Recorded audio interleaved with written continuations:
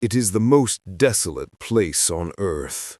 A continent of ice larger than Europe, guarded by the world's most treacherous oceans.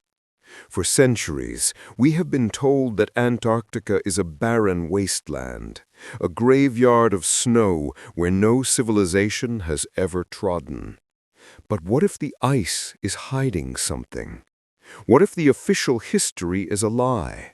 A cover-up designed to protect a secret so terrifying it was erased from our holy books.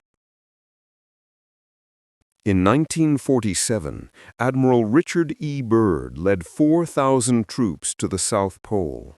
It was classified as a training mission, but Byrd returned early, shaken, claiming he had encountered an enemy that could fly pole to pole in seconds.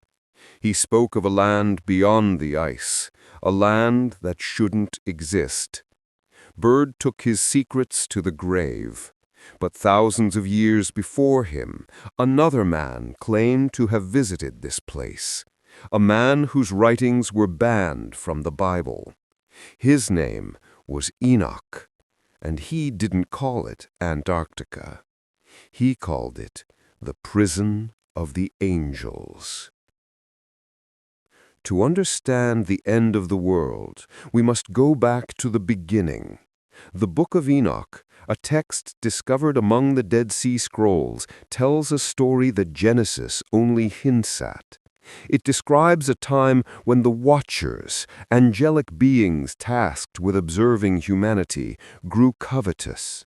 Led by an entity named Samjaza, 200 Watchers descended upon Mount Hermon. They swore a pact, a blood oath to defy the Creator. Their crime? To mix their seed with the daughters of men. They didn't just want to watch us anymore. They wanted to be us. Or rather, they wanted to replace us. But they didn't just bring lust. They brought technology.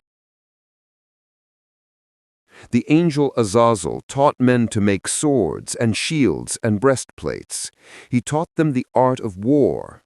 Before this moment, humanity knew conflict, but they did not know warfare. The result of this union were the Nephilim, giants, monstrosities of flesh and spirit who consumed the produce of the earth. And when the food ran out, they turned on humanity. The earth cried out under the weight of their hunger. The cries of the earth reached the throne. The judgment was swift. The flood of Noah was sent to cleanse the Nephilim bloodlines. But for the Watchers, the parents of these monsters, a different fate was reserved. They could not be killed. They had to be imprisoned.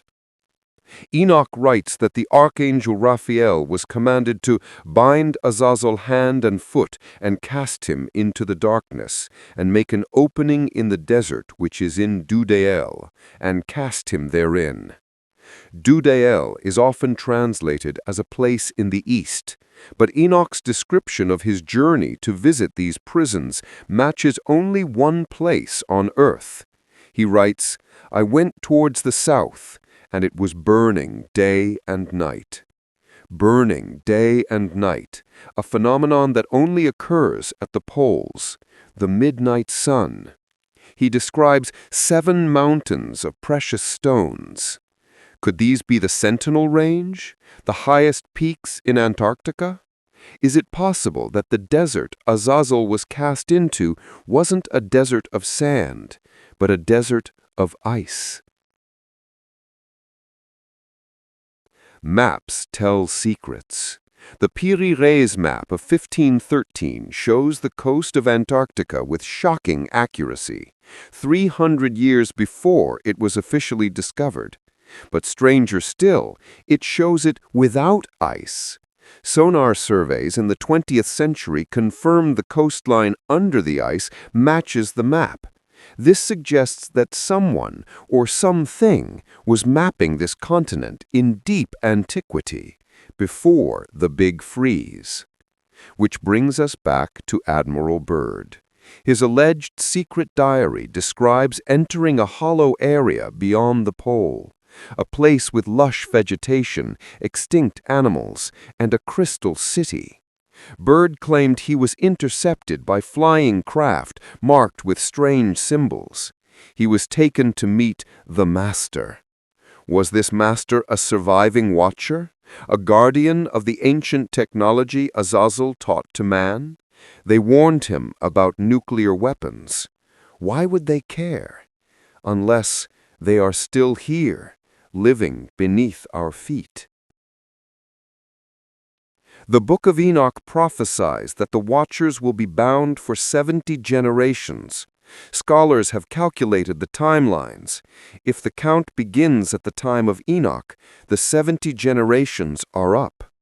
Today, strange high-energy neutrinos are being detected coming up from the Antarctic ice.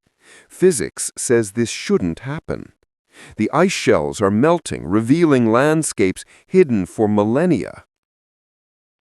Are we witnessing the effects of climate change, or is the ice prison door unlocking? As the ice recedes, the truth will surface. And if Enoch is right, we may not be ready to meet what has been waiting in the cold.